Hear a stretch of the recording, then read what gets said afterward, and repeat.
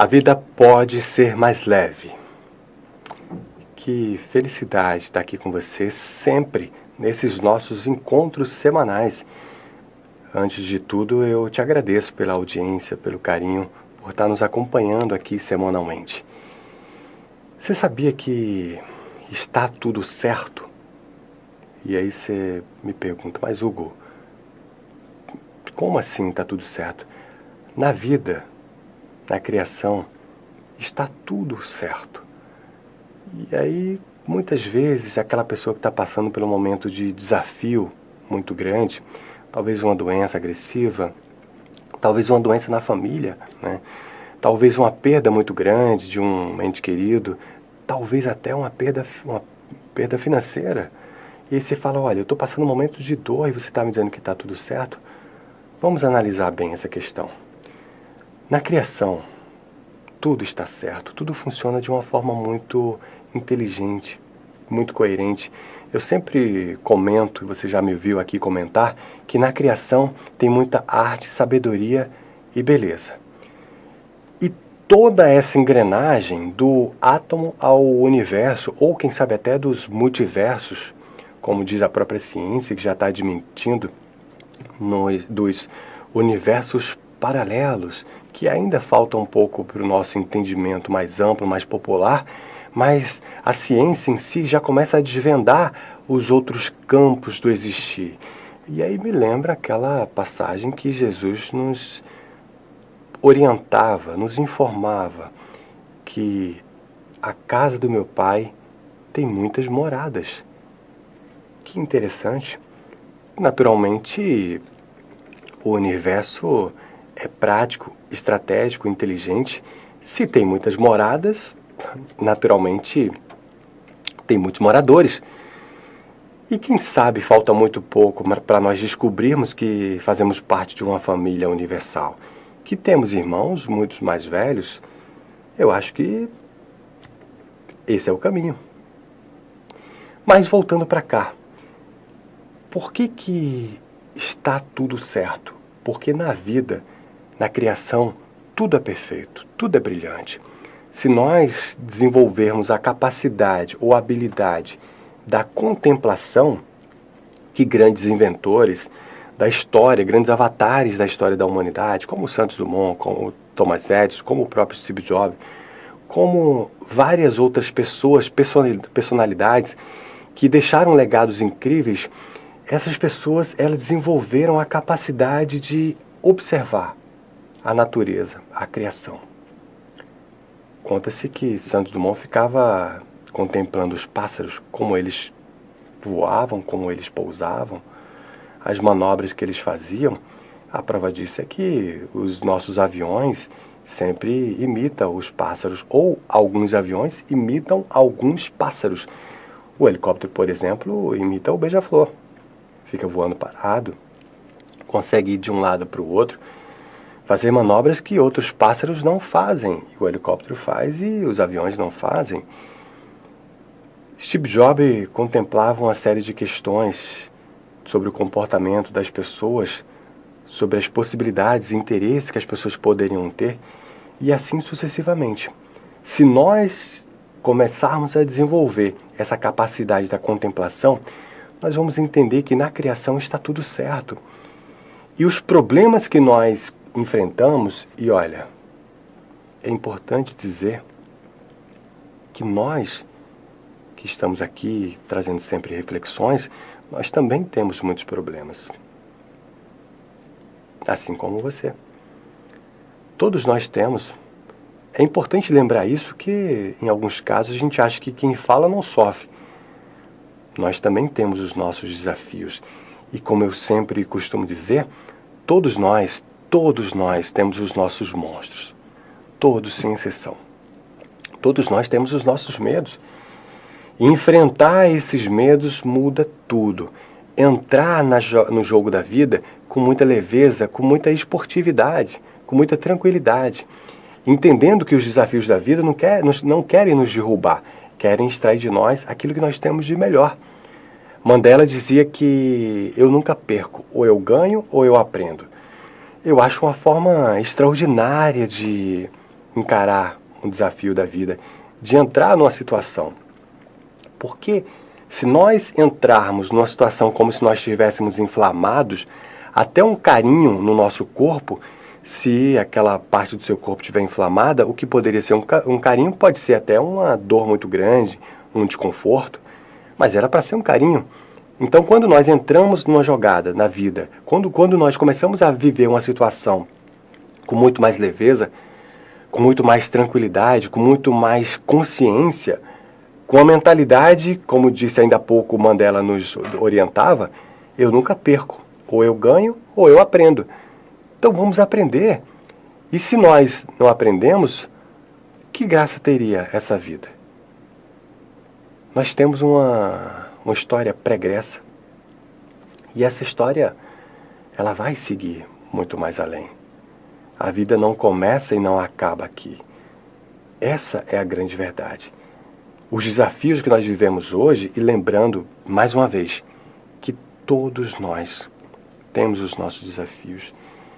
Esses desafios, eles querem nos colocar em alerta, quer extrair da gente o que a gente tem de melhor.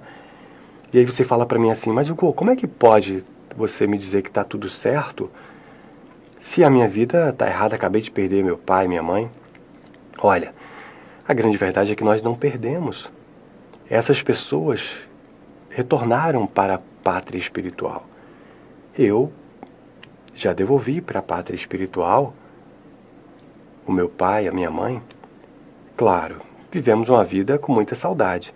Mas ao invés de guardar mágoas e rancores por ter perdido o meu pai e minha mãe, eu quero guardar a alegria e a sensação de gratidão por ter tido uma mãe tão amável e um pai que era como ele era. Muito rígido, mas me acolheu, me deu educação, me ofereceu aquilo que ele pôde oferecer, dentro da capacidade, das possibilidades e do entendimento dele.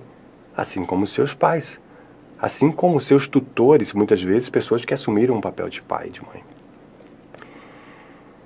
Mas começamos a entender que está tudo certo na criação, mas nós temos um livre-arbítrio. Dentro de um livre-arbítrio, nós temos que entender claramente o que está dentro da nossa capacidade e o que está fora dela. Quando nós cruzamos os braços podendo agir, ou quando nós agimos na hora de cruzar os braços, há um desequilíbrio. Temos que entender verdadeiramente o que fazer, como fazer, quando fazer. E só uma mente tranquila, consciente, serena e conectada vai poder tomar essas melhores decisões e entender o melhor caminho a seguir.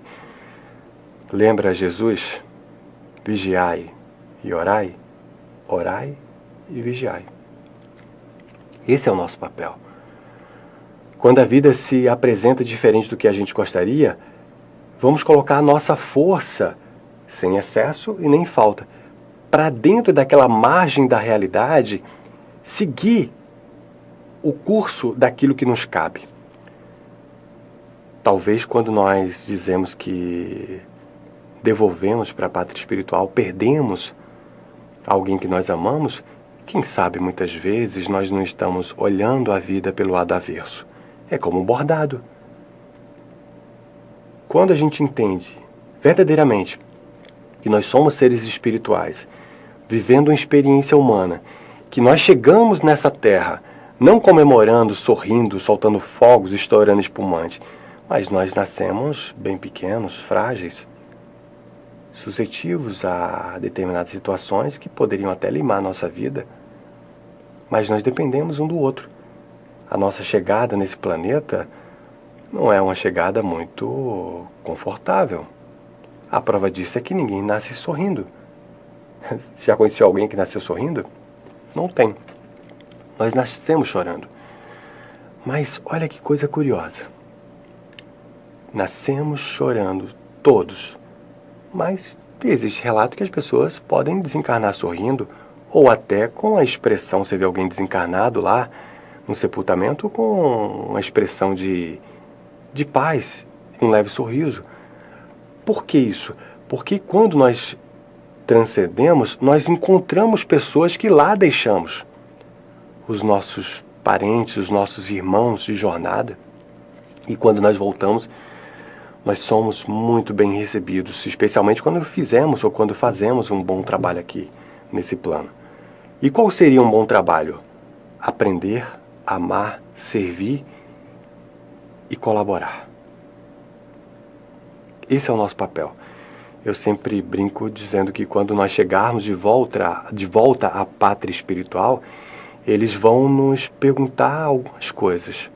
Dessas coisas que vão nos perguntarão: o que você aprendeu? E a segunda pergunta: o que você colaborou? Engraçado que eu sempre pensei dessa maneira e, certa vez no estudo, eu encontro aqui uma pontuação do nosso querido André Luiz, que nos dizia que toda inércia é um desserviço à obra divina. Há um mundo a ser transformado. O nosso papel, o seu e o meu papel, é deixá-lo melhor do que nós encontramos. Recursos para isso não nos falta. Só falta muitas vezes a vontade de servir a Deus, servindo aos homens, servindo às pessoas. Não podemos achar que as relações são difíceis. Cada um está se esforçando para ser quem consegue ser, quem pode ser. E está tudo certo. Talvez o que tenha que melhorar e o que não esteja certo dentro dessa engrenagem da criação seja o nosso comportamento. Porque se nós pararmos para analisar, o seu gato, por exemplo, está dormindo na sua sala, ou seja lá onde for, muito tranquilamente. Ele não está preocupado se amanhã é domingo, ou segunda, ou terça, seja lá que dia for. Os pássaros estão voando, cantando, agradecendo, dando a sua colaboração através do seu cântico, multiplicando, transportando sementes, colaborando com a criação dentro do seu nível de entendimento e das suas capacidades e possibilidades. As plantas estão crescendo, colocando os frutos à disposição da humanidade e multiplicando as suas sementes para novas frutas, para que novas plantas, novas sucessões da sua prole possa acontecer. Os animais também. Estamos todos conectados. Talvez o que tenha que melhorar, que ainda não esteja bom, é a nossa psique, que é aí que reside todos os problemas. Tem uma frase que eu sempre trago aqui para você, que diz que nós, seres humanos, somos tão complexos e quando nós não temos um problema, nós criamos um. Olha que coisa interessante. Se você reparar, a maioria dos problemas que nós enfrentamos são problemas interpessoal e intrapessoal. São os problemas que nós encaramos quando nós nos deparamos com nós mesmos, através das nossas fraquezas, nossas imperfeições. Queremos ter um corpo que não temos, queremos ser quem ainda não nos transformamos, queremos ser, mas não pagamos o preço, não nos, digamos assim, esmeramos, não nos colocamos à disposição e não fazemos a nossa parte para ser, e aí é uma frustração muito grande. A nossa insatisfação que está interna transborda e as relações começam a ter problemas. Isso acontece da nossa parte com o outro, porque a nossa insatisfação acaba alfinetando, acaba atrapalhando as relações e atingindo as outras pessoas, e o contrário também acontece. Quando nós começarmos a trabalhar o nosso autoconhecimento, nossa autoaceitação, nossa autoconsciência, o nosso autoamor, nós transbordaremos essa compreensão para a nossa vida e para a vida do outro. Fazendo cada um a sua parte, e a gente está colaborando para o mundo melhorar. E aí sim, não só em toda a criação vai estar tudo certo, mas também na nossa psique. Mas não se sinta desprivilegiado ou desprivilegiada, porque todos nós estamos aprendendo, afinal de contas, é para isso que nós estamos aqui. Vamos juntos? Vamos aprender, amar, servir e seguir fazendo bem.